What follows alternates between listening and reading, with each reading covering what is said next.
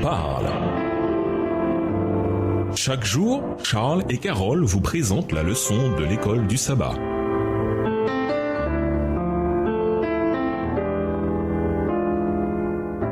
Bienvenue dans votre émission Dieu nous parle. Nous voilà à la leçon 6 qui va du 30 janvier au 5 février. Victoire dans le désert. Étude de la semaine, Matthieu 1, les versets 20 à 23, Jean 9, verset 39, Matthieu 3, les versets 7 à 12, Matthieu 4, les versets 1 à 10, Deutéronome 34, les versets 1 à 4 et Apocalypse 21, verset 10.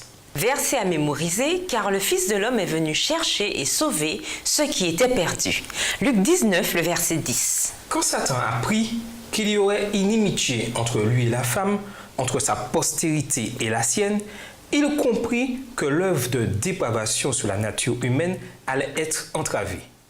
Mais lorsqu'il entendit un exposé plus complet du plan du salut, il se réjouit néanmoins à la pensée qu'ayant consommé la chute d'Adam, il avait réussi à obliger le Fils de Dieu à descendre de son trône, revêtu de la nature humaine. Fier de ce premier succès, il se flatta de triompher et de mettre ainsi en échec la rédemption de l'homme.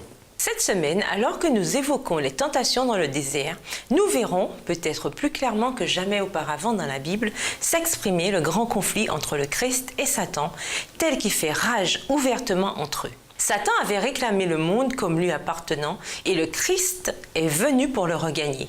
Au centre de sa victoire, il y avait le plan du salut. N'ayant pas réussi à tuer Jésus après sa naissance, Satan essaya un autre moyen pour saboter la rédemption de notre espèce. Les tentations au désert lèvent le voile sur ses intentions. Et nous vous laissons avec cette réflexion. Dans sa volonté de sauver l'humanité, Jésus-Christ remporta la victoire sur la mort. Au revoir. Et à demain si Dieu veut. Dieu nous parle. Chaque jour, Charles et Carole vous présentent la leçon de l'école du sabbat.